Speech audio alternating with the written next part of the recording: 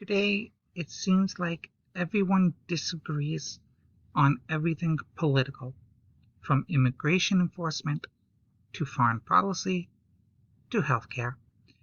We can't seem to have a conversation with anyone before a hot topic is brought up and intense debate rages. There does not seem to be a middle ground on any of these topics.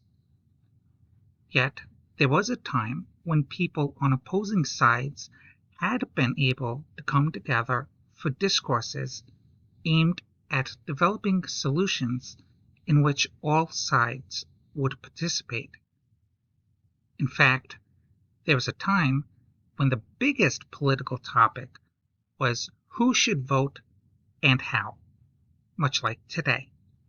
Only the tensions at that time make today's environment seem tame by comparison. So join me as we begin a deep dive into a topic that I think is relevant today. It is a topic that has been explored by others many times, but I don't think it was explored in as much detail as it could have been. I'm talking about the Electoral College, that arcane, anachronistic institution that many Americans enjoy criticizing, but few truly understand. That institution that is ultimately responsible for electing the President of the United States. If you have been curious about why it was created, or how it operates, or if it is still pertinent today, join me as we take a closer look into this institution. Hi everyone, and welcome to my YouTube channel. I am the roving educator of this and that.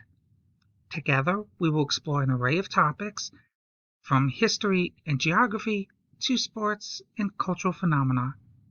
No topic is too mundane or too dull to broaden our horizons.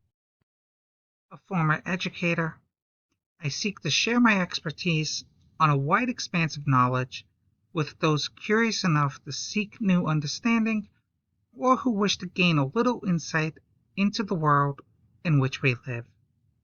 I yearn to create an online community of other eager enthusiasts wishing to explore from the comfort of their home. This will be the first of a series of videos on the Electoral College, so if you are interested in learning more about it and want to see more videos on it, click that like button, subscribe to this channel, and share the video so others can find this channel as well. With all that said, let us begin looking at the Electoral College. We shall break it down into four main areas of analysis. 1. The background to its creation, including its intensive debate, its composition, the functions of the electors, and the difference between the electoral and the popular votes. 2. The initial role of the Electoral College, and if that role still applies. In other words, the way in which the Electoral College operated in 1788 versus 2026. 3. The analysis of presidential elections to ascertain whether or not the Electoral College is flawed and how. And 4. Arguments for and against the Electoral College. Let me just mention before we begin, I am not here to say which side of the argument is right and which is wrong. The truth is that both sides have valid arguments, and I find myself swaying from one side to the other as time passes. In fact, I have switched my view of the Electoral College several times since first learning about it. I am simply offering an educated analysis of the institution, presenting all sides of the argument, and leaving you to decide, based on what is presented in this series of videos, whether the Electoral College has outlived its utility. In this video, we will analyze the events that led to the first meeting of the Constitutional Convention and leave the actual convention for the next video. Now, let us get started. Upon winning our independence from Great Britain after the Revolutionary War in 1781, our founding fathers had created a government vastly different from the one we currently have. The infant United States of America operated under the Articles of Confederation from 1781 to 1787. Those articles were the first constitution of the newborn nation. They had been adopted in November 1777 at the Second Continental Congress after we had won the Battle of Saratoga, convincing France to fight the British alongside us. There were 13 articles that created a loose alliance of 13 different states for common defense and cooperation. It had been modeled on the Albany Plan of Union of 1754. What was the Albany Plan of Union? Inspired by the Iroquois League of New York, in which 6 Native American tribes worked cooperatively for common causes, though each tribe was independent in and of itself, the plan was the first attempt by the colonies to unite as one. It had been created at the start of the French and Indian War, fought between 1754 and 1763. At the time, only 7 colonies joined the Union, so it quickly dissolved, but it had created the notion that the colonies could and should work together for common causes. Now that we know what the Articles of Confederation were based on, what exactly were the articles that actually comprised the Articles of Confederation? I don't want to bore you with all the specifics, but a quick look at the relevant ones will suffice. The important concept under the Articles of Confederation was that the individual states possessed more power than the central government. Why? That's like saying a parent has a fairly large number of children, but the children tell the parents what the rules would be. The parent will have no authority to discipline the children's unruly behavior. Remember your colonial American history. The Founding Fathers viewed Britain's King George III as a tyrant, an individual who had abused his power. When forming the new nation, they feared creating a domestic tyrant to govern the new nation. A second article created one branch of government. That branch was the legislative branch, known as Congress. There was one house in Congress, in which representation was based on a state's population, so larger states had more representatives than smaller states. However, regardless of a state's representation, each state had only one vote. Therefore, there were a maximum of 13 congressional votes on any issue, even if there were 100 people in Congress. Despite its unusual facets, the Congress, under the Articles of Confederation, did enjoy some success in its 6 years of existence. For example, it was this Congress that ratified the Treaty of Paris of 1783, ending the Revolutionary War. It passed the Northwest Ordinance of 1787, a law that laid the groundwork for the admission of all future states that was followed even after the adoption of the Constitution. And finally, it had created various departments that George Washington looked toward when developing his initial cabinet. The Departments of Foreign Affairs or State, Marine, War or Defense, and Treasury. However, the government under the Articles of Confederation had many more significant failures than it had successes. There was only a legislative branch, no executive to enforce the laws of Congress over the states, no judicial to intervene in disputes between the individual states. States could veto congressional law, and Congress was powerless to stop them. It was the states who had supplied troops and taxes when Congress required these things, but they often ignored Congress because their citizens felt loyalty to the state, not to the nation. Congress, therefore, was unable to pay off the nation's growing Revolutionary War debt without tax revenue being collected, causing financial crises domestically and with foreign powers. The Articles could not be amended. An amendment process was never actually written into the Articles themselves, so any attempt to address these concerns failed. Any congressional delegation from a given state had to vote the way the majority of its members voted, because it was one state equals one vote.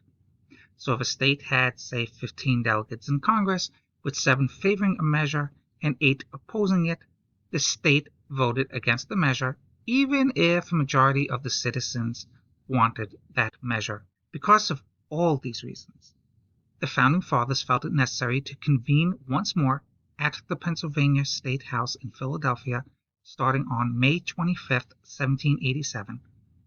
They met to determine how to fix the issues with the Articles of Confederation. They did not meet to scrap them and start over at first. However, many delegates began to voice the notion that the Articles had to be done away with and replaced with something better. 55 delegates from 12 states, Rhode Island did not attend, met until September 17, 1787. They elected George Washington of Virginia, the president of the convention, because he had been the war hero who was responsible for winning the Revolutionary War. Which Founding Fathers were noticeably absent from the convention? Patrick Henry of Virginia, give me liberty or give me death, just finished his 5th term as Virginia governor. Richard Henry Lee of Virginia, who was instrumental during the Second Continental Congress, had retired from politics. Thomas Jefferson of Virginia was in Paris serving as the U.S. ambassador to France at the time. John Adams of Massachusetts was in London serving as the U.S. ambassador to Great Britain at the time, and his cousin Samuel Adams, also of Massachusetts, who was responsible for creating the Committees of Correspondence to spread news of the tensions with the British in Boston before the Revolutionary War, had retired from politics and refused to attend. Which Founding Fathers were among those who had attended? Well, we know Washington attended, but there was also James Madison of Virginia, known as the Father of the Constitution because he journaled every day in its proceedings. He was a member of the Virginia House of Delegates. Alexander Hamilton of New York attended as a member of the Congress under the Articles of Confederation, as did Roger Sherman of Connecticut. Benjamin Franklin of Pennsylvania at 81 attended as an elder statesman. His wisdom was valued at these proceedings. You may be sitting there wondering, Roving, why would the Founding Fathers suddenly meet to address the weaknesses of the Articles of Confederation 6 years after their ratification? I mean, it's not like they would suddenly grow tired of them. Something had to have happened. Human nature is such that we do not address problems until they can no longer be ignored. True, the Founding Fathers knew the Articles were problematic, but some served as part of that government and tried to resolve issues as they arose. The straw that tore the mat was an economic depression, an extended period of minimal trade and business that had settled over the U.S. because Congress was unable to collect tax revenue to pay off its war debt. Farmers and merchants became political pawns in a growing trade battle among the states, as the states began levying tariffs against each other, hurting the business interests of these two groups. Daniel SHAYS was a Massachusetts farmer who had been hit hard by the Depression. He gathered a group of like-minded individuals and attacked government houses, tax collectors, and other targets of his anger in what had become known as Shays' Rebellion between 1786 and 1787. Massachusetts appealed to Congress to send in troops, but Congress was unable to force the states to listen. Therefore, the Massachusetts militia had to go in and ultimately ended the violence, but the rebellion demonstrated that the government simply was not working. What if it had been a foreign power that attacked and not one of our own people? How would Congress be able to suppress it if the states vetoed any calls for military support, depending on their relationship with a foreign power? Shays' violent rebellion showcased the fear of the Founding Fathers. Americans were suffering, and the government was unable to act. The Founding Fathers, after all, had said that if the people don't feel the government is legitimate because it does not help them, they do not have to accept it and they could form a new one. We do not know if this had been Shays' thought process, but it could have emboldened someone else to try to do exactly that. In fact, I suggest that it did embolden someone to do exactly that. It had emboldened some ones, namely the Founding Fathers, who rejected the initial central government they had created, removing its legitimacy. Their task ultimately would be to replace it with a new, legitimate government that would be able to protect its citizens. Consider for a moment the makeup of the nation in 1787. More than 95% of the population was rural, farmers. They depended on trade between states to sell their goods or trade on the frontier for the same. Farmers have followed SHAYS, who himself was a farmer. States' actions hurt the largest segment of the population, creating the violent unrest. The Congress was powerless to remove the tariff barriers. Within the farming segment sat the practice of slavery. With a growing slave population thanks to the slave trade at the time, there was fear among Southern leaders that slaves could revolt if another rebellion erupted in the nation. If the rebellion spread, there was concern how the overall population would react. After all, the educated had supported the American Revolution when it had been fought and spread its ideals. Women like Abigail Adams wanted a larger role in the happenings of the nation. The next rebellion can come from any of these population sectors, if another came. Congress was powerless to suppress it. And it was not just demographics that concerned the Founding Fathers. The Articles of Confederation failed to address 5 major issues. The first issue was enforcing the Treaty of Paris of 1783 that ended the Revolutionary War. Prior to the treaty, there were 3 main powers in North America. The Spanish in Florida in the southwest, from Texas to California, north to near Wyoming and Oregon, the British along the eastern seaboard and Canada west of Quebec, and the French in between the Spanish and the British. This had changed after the French and Indian War. Following the Treaty of Paris of 1763, the British received all of Canada and French territory east of the Mississippi, while the Spanish received all French territory west of the Mississippi. Following the Treaty of Paris of 1783, after the Revolutionary War, the Spanish received British land east of the Mississippi south of 31 degrees north to connect with Florida, and the United States received the rest of British land east of the Mississippi River south of Canada. The terms of the Treaty of Paris of 1783 included the recognition by Great Britain of the United States of America and establishing peace between Great Britain and its 3 enemies of the war, the United States, France, and Spain. As part of this peace, British troops were to vacate all settlements between the Appalachian Mountains and the Mississippi River so as not to create tensions with Americans moving into the frontier.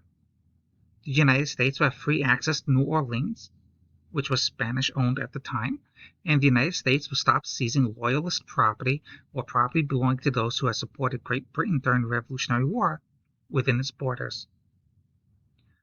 Parties from the 4 nations, Britain, Spain, France, and the United States, signed the treaty, but the enforcement proved difficult. How so? Spain refused to grant the United States access to New Orleans. 31 degrees north, which is about even with the bottom of the L shape in Louisiana, was the border between Georgia and Florida. New Orleans sat south of that point.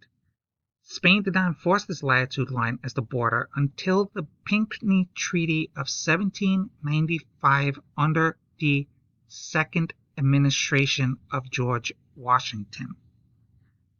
As such, Spain denied the United States access to the Mississippi River, the port of New Orleans, and the trade routes from the Gulf of Mexico to the Caribbean Sea. Its government argued that the river could be used against it by the United States, who needed it to connect the western frontier with the southern states. Truth be told, the United States was too weak to do any sort of thing at the time. We had no military, no revenue to raise a military, and no upper hand to play against them.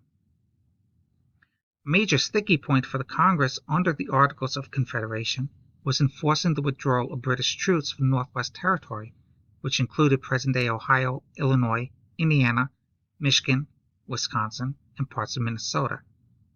Those troops did not leave the area until the end of the War of 1812. What was the delay?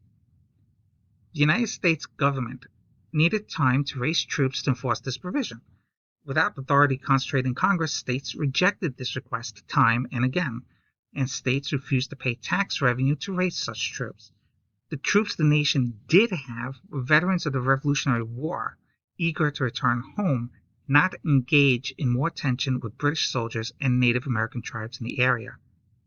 To add insult to injury, the treaty stipulated that the British troops would leave at, quote, all convenient speed. Lacking foreign policy experience, American negotiators failed to insist on the date to be inserted into the treaty for the British withdrawal. The second issue that was not addressed by the weak Congress was that of national, state, and personal debts. The treaty provided for the collection of debt by creditors, but a depression had developed when states refused to put tax revenues into a central coffer for collection. Debts increased, bankruptcies multiplied, and the crisis worsened. With his own growing unrest in the 1780s, France demanded repayment of their Revolutionary War loan of $75 million in 2026 value. The United States was not raking in revenue from trade because European ports, especially British ones, closed off American merchants from trading their goods overseas, while our ports were flooded with goods from overseas being sold at lower values than domestically produced goods that had resulted from skyrocketing inflation here.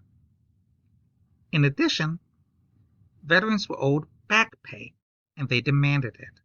However, Congress had no money to pay them, resulting in incidents like SHAYS Rebellion. Even states had difficulties eliminating debts because they levied tariffs against one another, preventing the collection of revenue to pay off those debts. The third issue not addressed by Congress was growing internal tensions. SHAYS Rebellion was the icing on an ever-growing cake. The increasing debt created a recession made worse by levied tariffs. When states sued each other over tariffs, there was no judiciary to decide the results of the lawsuits. The issues festered and worsened over time, leading to the growth of sectionalism or loyalty to a specific region in the United States. The North did not care about issues of the Northwest Territory or the Mississippi River, while the South demanded aid from the North to force the Spanish to open up the Mississippi River for trade. The West, meanwhile, felt abandoned by both in its increasing stress with the Native Americans there. The fourth issue not addressed by Congress was foreign relations, particularly with Great Britain, France, and Spain, resulting from our lack of foreign diplomatic experience.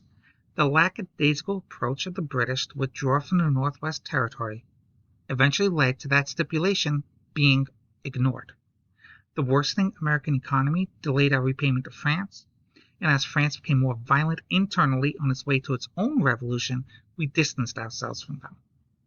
Spain's refusal to honor 31 degrees north as the border between the United States and Spain led to rampant skirmishes until 1795. The last issue not addressed by the weak Congress was the new nation's relationship with Native Americans. Not a single Native American tribe had a representative at the meetings when the Treaty of Paris of 1783 were held. Therefore, Native American rights had been ignored by all parties present. This led to unceasing Native American raids in the frontier areas of the Northwest Territory, since many who lived there had been allies of Great Britain and resented Americans. British forces there even encouraged these raids to create distractions from forcing them out of settlements there. With no military presence in the area, the U.S. was helpless to stop the raids and force the British out. Now that we know what the major points of contention were prior to the Constitutional Convention, we can now take a closer look at the theories the Founding Fathers contemplated when considering how to fix the problem of a weak central government. Of course, many of these were the same Founding Fathers as those who had ratified the Declaration of Independence a little more than a decade earlier, so it should be no surprise that they revisited some of the same philosophers to justify the creation of a strong central government after they had sought the justification for rejecting a prior strong central government, namely that of the British Crown. The European Enlightenment of the 1600s and 1700s was the impetus of the Founding Fathers' ideas. It had brought about a radical shift in worldview from a religiosity to reason, secularism, and knowledge or experience. This shift generated a scientific method, new concepts in relationships, namely equality and freedom, and new concepts in government, namely individual rights and the social contract. Four main Enlightenment thinkers influenced the framing of the United States Constitution: Thomas Hobbes of England, John Locke of England, Baron de Montesquieu of France, and Jean-Jacques Rousseau of France. Each had contributed a principle to the Constitution, some more than one, and each presented a justification for the contributing principle. Let's briefly look at each of their contributions. Hobbes had advocated the absolute authority of the sovereign and the concept of a social contract, first introduced in the Leviathan, written in 1651 during the English Civil War. However, he acknowledged that man, bred as man and not as humankind inclusive of women, has natural rights at birth free of law. However, those rights must be governed by law to prevent chaos in society. These natural rights, though, are different than natural law, which governs nature. Despite this, man is a member of nature, and as such, his rights derive from natural law. To maintain these rights, he must accept authority when presented with it to establish order in society. You may be asking yourself, Roving, what are these natural rights then, if they are different than natural law? And I say to you, Hobbes does not specify them, except to say that these natural rights make all men equal because all men are part of nature. Given man's free will, each man follows life differently. It is these differences that can lead to chaos when conflict with another man's lived life that is opposed to theirs. To prevent this chaos, both must yield part of their natural rights and accept authority who will levy laws over them to protect both. The distinction between right and wrong must be written into the law so there is no gray area, thus eliminating free will and, ultimately, chaos. When establishing law, those rights maintained by man must not be violated, or the authority becomes illegitimate. Consequently, a social contract is established between the authority and man. This social contract allows for absolute rule by the sovereign and the providing of all man's needs by the sovereign's authority. Under this contract, anything not forbidden by law is allowed for man until such time as chaos erupts from it. Then a new law is enacted and the cycle repeats. John Locke, on the other hand, went further than Hobbes when it came to the social contract. Known as the father of liberalism, Locke presented his views in the two treatises of government written in 1689, which was developed by his experiences between the English Civil War and the Glorious Revolution of 1688. He suggested that man, when born, is a tabula rasa, or clean slate, meaning that all knowledge is acquired through experience, interaction, and perception. To know the outside world, man must first know himself through personal reflection, including the notion that we cannot possibly know everything. This lack of omniscience leads to differing experiences and conflicts, especially when considering differences in age, social class, and location. Hence, two treatises were offered when viewing government. Treatise 1 rejected absolute power, which had been favored by Hobbes, and Treatise 2 argued that government did not exist in the beginning because of man's free will. It was the chaos sown by man's free will that led to the creation of government to protect man, but in forming the government, certain degrees of freedom are surrendered. If the government no longer protects the people, it is illegitimate and needs to be replaced. Therefore, it is not possible for a government to govern absolutely, since such a government does not allow for the retention of rights by the citizenry. The rights retained by man in the social contract are life, every man must be able to preserve his; liberty, every man is born free by nature and laws must protect this freedom; property, specifically private property or the fruit of man's labor that he has created and owns, that must be protected from violence; and worship, the least known of Locke's inalienable rights, the right to follow a belief consistent with man's personal experiences. This last right prevents the formation of national religions divine right to rule, and absolutism. Let me repeat that. Man's right to worship, the right to follow a belief consistent with personal experiences, prevents the formation of national religions, divine right to rule, and absolutism. This means that any argument in which it is suggested that the Founding Fathers favored one religion over another is false, because the Founding Fathers accepted Locke's principles of the social contract more than any other political philosophers. To argue against this is to accept that the Founding Fathers were ignorant of Locke's political thinking, which they were clearly not.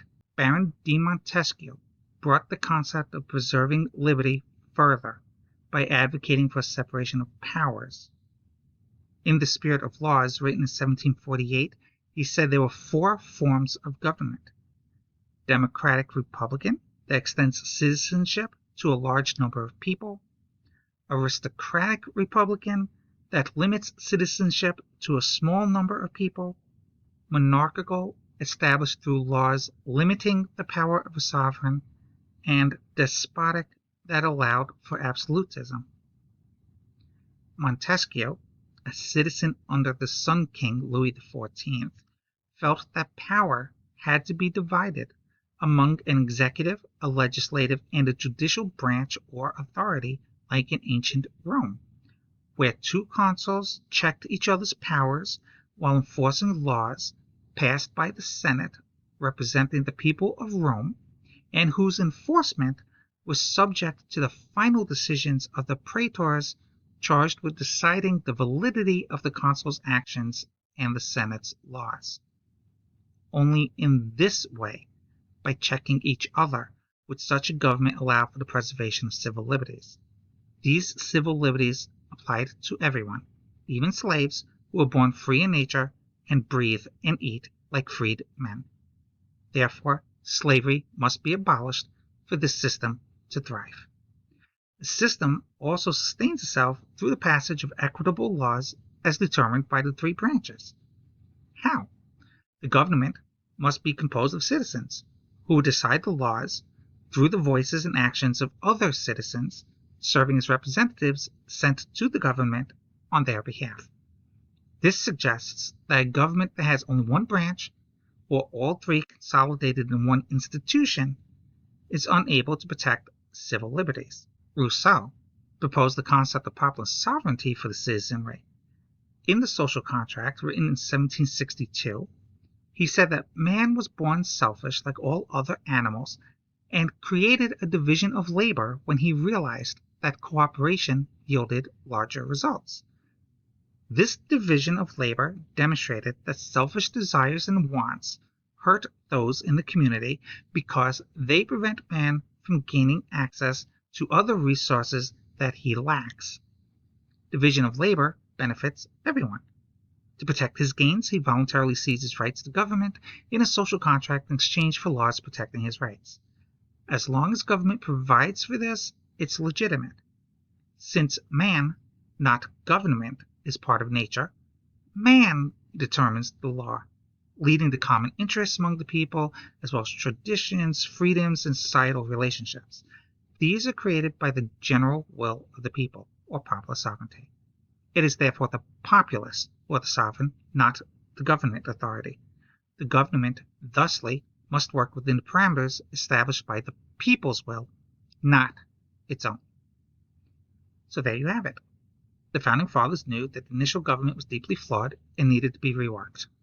It failed to enforce the peace treaty, to work cooperatively with our allies, to ease the financial burden of its citizens, to protect its employees from violence, and to convey authority over its member states. To fix this, they needed direction. The ideas of Thomas Hobbes, John Locke, Baron de Montesquieu, and Jean-Jacques Rousseau, who helped them frame the Declaration of Independence, now began to inspire them to create a better central government. In the next video, we will take a deep dive into the extensive debate over the formation of this new government, specifically when it came to creating and electing the executive. Before I go, I'd love to hear from you. Tell me in the comments which of the Enlightenment thinkers you believe was the closest to understanding human nature. Was it Hobbes, who felt that man is born free but whose freedom created chaos until recognizing authority over himself? Or was it Locke, who said that personal experiences created conflict in almost everything from work to worship to laws? Did Montesquieu, with his separation of powers and his demonstrating that separation in ancient Rome, resonate more with you? Or did Rousseau's belief that the people are in charge of establishing laws mean more to you? Do you agree with Locke's assessment in validating the formation of a national religion? What is your view on where the legitimacy or authority of the government comes from? Is it from the people, or is it from a different source? Can people who disagree with that source of legitimacy coexist with those who agree with it? And if so, how can that government resolve anything? Thank you for watching this video to the end. Please like and subscribe before you go. Until next time, I am the roving educator of this and that.